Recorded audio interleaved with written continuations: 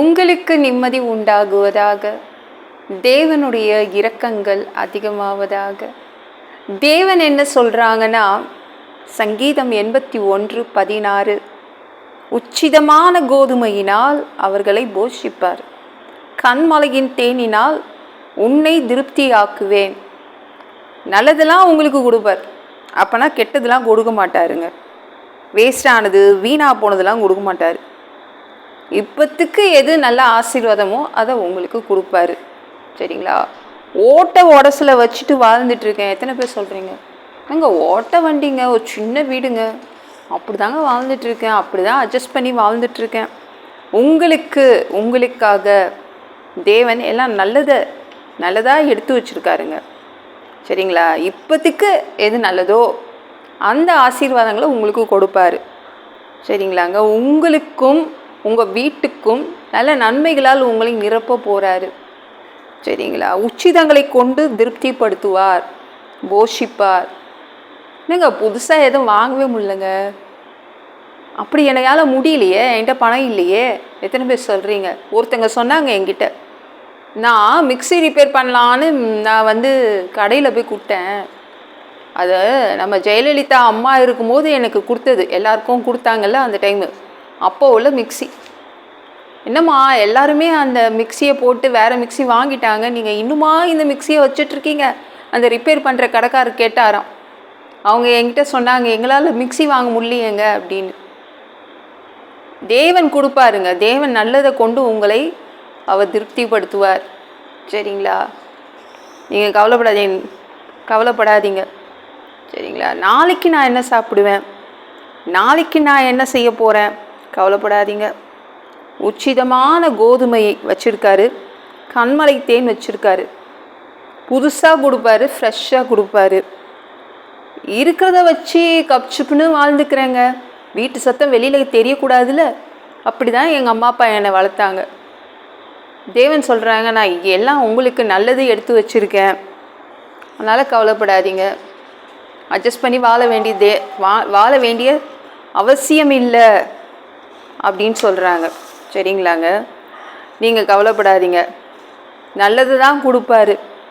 சரிங்களா? என்னங்க இந்த வசனம் என் வாழ்க்கைக்கெலாம் அப்ளை பண்ண முடியாது, இந்த வசனம் எனக்கு ஒத்து போகாது, என் வாழ்க்கையோடு ஒத்து போகாது, இது எனக்காக எடுத்துக்க முடியாது. எத்தனை பேர் சொல்கிறீங்க? நான் கேட்குற சில கொஸ்டின்ஸ் கேட்க போகிறேன், நீங்கள் அதுக்கு பதில் சொல்லுங்கள். நீங்கள் ஏசப்பாவுடைய பையன் தானே, நீங்கள் ஏசப்பாவுடைய பொண்ணு தானே, அப்போ இந்த வசனம் உங்களுக்கு தானே, இந்த ஆசீர்வாதம் உங்களுக்கு தானேங்க, அப்புறம் ஏங்க கவலைப்படுறீங்க? இது உங்களுக்கு தான் இந்த வசனம் உங்களுக்காக தான் பேசுது, இந்த ஆசீர்வாதங்கள் எல்லாம் உங்களுக்கு தான். சரிங்களா? தேவன் நல்லதை கொடுப்பாரு, பெற்றுக்கொள்ளுங்க. ஓகேங்களாங்க? நீங்கள் யோவான் 21:9 எடுத்து படித்து பாருங்களேன். சீடர்கள் மீன் பிடிக்க போகிறாங்க, இயேசு கறி நெருப்பு போட்டு அந்த கறி நெருப்பு மேலே என்ன வச்சார்? மீன் வச்சுருந்தார், அப்புறம் அப்பங்கள் வச்சுருந்தார். நீங்கள் சாராலும் ஆபிரகாமும் வேலைக்காரங்களும் விழுந்து சமைச்சு கொடுத்தாங்க, தேவனும் 2 தேவதூதர்கள் வரும்போது. ஆனால் இங்கே எல்லாமே தலைகீழ நடக்குது பார்த்தீங்களா? இவங்க மீன் பிடிக்க போயிருக்காங்க, ஏசு சமைச்சு கொடுக்குறாரு. ஐயோ பாவம், பிள்ளைங்க டயர்டாகி வருவாங்க, என்னுடைய சீடர்கள் டயர்டாகி வந்துடுவாங்க, பசியோடு வருவாங்க, நானே ரெடி பண்ணி வச்சுடுறேன். தயார் நிலையில் உங்களுக்காக எல்லாம் வைக்கப்பட்டிருக்குது, எல்லாமே தேவன் உங்களுக்காக. ஐயோ என் பிள்ளைங்க கவலையோடு வருவாங்க, கண்ணீரோடு வருவாங்க, வருத்தத்தோடு வருவாங்க, நான் தயாரித்து எல்லாத்தையும் வச்சுருக்கேன், தயார் நிலையில் எல்லாத்தையும் உங்களுக்கு கொடுக்கறதுக்கு வச்சுருக்கேன், நீங்கள் வாங்கிக்கோங்க அப்படின்னு சொல்கிறாங்க. சரிங்களா? சீடர்கள் எவ்வளோ சந்தோஷமாக இருந்திருக்கோம்ல, கறி நெருப்பில் சுட மீன், சுட அப்பங்கள், அதை பார்த்து எவ்வளோ சந்தோஷப்பட்டிருப்பாங்க. தேவன் நமக்காக எல்லாத்தையும் ரெடி பண்ணி வச்சுருப்பார், எல்லாம் ஃப்ரெஷ்ஷாக, எல்லாம் புதுசாக, நல்ல ஆசீர்வாதங்கள் உங்களுக்காக எடுத்து வச்சுருக்காரு. அதனால் பயப்படாதீங்க. அது மட்டும் இல்லை பாருங்களேன், அடுத்தது என்ன சொல்கிறார் பாருங்களேன் ஏசு. யோவான் 21:10, இப்பொழுது பிடித்த மீன்களில் சிலவற்றை கொண்டு வாருங்கள். இப்போ தான் புதுசாக பிடிச்சிருக்கீங்களா, அந்த மீனை எடுத்துகிட்டு வாங்க, ஃப்ரெஷ்ஷாக திரும்பவும் கறி நெருப்பில் நான் சுட்டு கொடுக்குறேன், எடுத்துகிட்டு வாங்க அப்படின்னு திரும்பவும் கேட்குறாரு. பாருங்கள், எவ்வளோ நல்லா செய்யணும்னு ஆசைப்படுறாரு. இயேசு அந்த சீடர்களுக்கு இன்னும் எவ்வளோ நல்லதாக கொடுக்கணும்னு ஆசைப்படுறாரு பாருங்கள். நம்ம தேவன் உங்களுக்காக அப்படி தான் கொடுக்கணும்னு ஆசைப்படுறாரு. சரிங்களா? அவர் நினச்சிருந்தா எல்லாருக்கும் ஒரு பார்சல் கட்டி வச்சுருந்துருக்கலாம்ல. சீடர்கள் வந்தவனே, இந்தாப்பா உனக்கு இந்த பார்சல், உனக்கு இந்த பார்சல்னு கையில் கொடுத்துருந்துருக்கலாம். இல்லை, சுட சுட என்னுடைய சீடர்களுக்கு சுட சுட சாப்பாடு கொடுப்பேன், நல்லா சூடாக பரிமாறுவேன், ஃப்ரெஷ்ஷாக சமைச்சு கொடுப்பேன். அவர் எவ்வளோ பெரிய தேவன்! இவங்களுக்காக மீன் பிடிக்கிற இவங்களுக்காக இறங்கி வந்து கொடுக்குறாரு. ஏன்னா நம்ம அவருடைய பிள்ளைங்க, அவருடைய பொண்ணுங்க, அவருடைய பையனுங்க எல்லாம் தயாரித்து வச்சுருக்கார். யாருக்காக? உங்களுக்காக தான். வாங்கிக்கோங்க, உரிமை பாராட்டுங்க.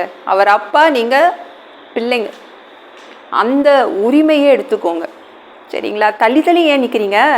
கிட்ட வாங்குங்க. நம்ம அப்பா வீடு தான் இது. சரிங்களா? வேற யாரும் கிடையாது. ஏன் தள்ளி ஒதுங்கி நிற்கிறீங்க? உள்ளே வாங்குங்க, உள்ளே வாங்க, உரிமை எடுத்துக்கோங்க. இந்த வசனம் உங்களுக்கு தான். இந்த வீடியோ பிடிச்சிருந்துச்சுன்னா மற்றவங்களுக்கு ஷேர் பண்ண மறக்காதீங்க. கர்த்தர் உங்களை ஆசீர்வதிப்பாராக. ஜெபம் பண்ணலாமா? அன்பு பிதாவே, உங்கள் பிள்ளைங்க உங்கள் பாதத்தில் வந்திருக்காங்கப்பா. சாமி, இரக்கம் செய்யுங்க, இரக்கம் காட்டுங்க. உங்கள் பிள்ளைங்க பா, நீங்கள் என்ன கொடுப்பீங்கன்னு காத்துட்ருக்காங்க. நீங்கள் உங்கள் பிள்ளைங்களுக்காக தயாரித்து வச்சுருக்கீங்க, எல்லாத்தையும் ரெடி பண்ணி வச்சுருக்கீங்க. உங்கள் பிள்ளைங்க எடுத்து எடுத்து நல்லா அவங்க திருப்தி அடைஞ்சிக்க வேண்டிதான். பா, நன்றி அப்பா. எல்லா பொல்லாத பிசாசுகள், ஏவல்கள், மந்திரங்கள், தற்கொலை ஆவிகள், பயத்தின் ஆவிகள், பலவீனப்படுத்துகின்ற ஆவிகள் எல்லாம் இயேசு என்ற பெயரினை கொண்டு துரத்துகிறேன். ஓடிப்போ. உங்கள் பிள்ளைங்களை ரத்த கோட்டிக்குள் மறைச்சிக்கோங்க. பரிசுத்த ஆவியால் நிரப்புங்க. ஞான ஸ்நானம் எடுக்கணும், ரட்சிப்பீராக. இயேசுவின் காயப்பட்ட தழும்புகளால் எல்லா வியாதிகளும், எல்லா பலவீனங்களும், கேன்சர் போன்ற வியாதிகளும் சரியாகுவதாக. பா, நன்றி அப்பா. பரம்பரை வியாதிகள் சரியாகுவதாக. பா, மனிதனாக பிறந்தா ஜீவ புஸ்தகத்தில் பேர் எழுதியிருக்கணும், இல்லைனா அந்த மனிதனை பிடிச்சி நரகத்தில் தள்ளிடுவீங்கப்பா. பா, அங்கெல்லாம் அனுப்பாதீங்க. எப்படி வாழ்கிறது? தீ எரிக்கிற இடத்துல எப்படி வாழ்கிறது? பரலோகத்துக்கு வர்றதுக்கு ஆசைப்படுறோம். அங்கே எங்களை அனுப்பிடுங்க ப்ளீஸ். அடித்து உதச்சி திருத்தி எங்களை அங்கேயே அனுப்பிடுங்க. உங்கள் திரு ரத்தத்தை கொண்டு கழுவப்படாத பாவங்களை நான் நல்லா கழுவி எங்களை பரலோகத்துக்கே அனுப்பிடுங்க. எந்த ஒரு இமை பொழுது நீங்கள் வருவீங்கன்னு இயேசுவை வணங்கி வணங்கி காத்துட்ருக்கோம். பரிசுத்தமாக வாழ்ந்து வாழ்ந்து காத்துட்ருக்கோம். அந்த ஒரு இமை பொழுது உங்களுக்கு ஒப்பான ஒரு உடம்பு எங்களுக்கு கொடுக்கப்படும். அதை பெற்றுக்கொண்டு ஏஞ்சல்ஸ் மாதிரி பறந்து உங்களை சந்திக்க நாங்கள் வருவோம். அந்த தருணத்தை நாங்கள் இழந்துடக்கூடாதுப்பா. பரிசுத்தமாக வச்சுக்கோங்க. பரிசுத்தமாக வாழ்கிறது கூட மனிதனால் கூடாது.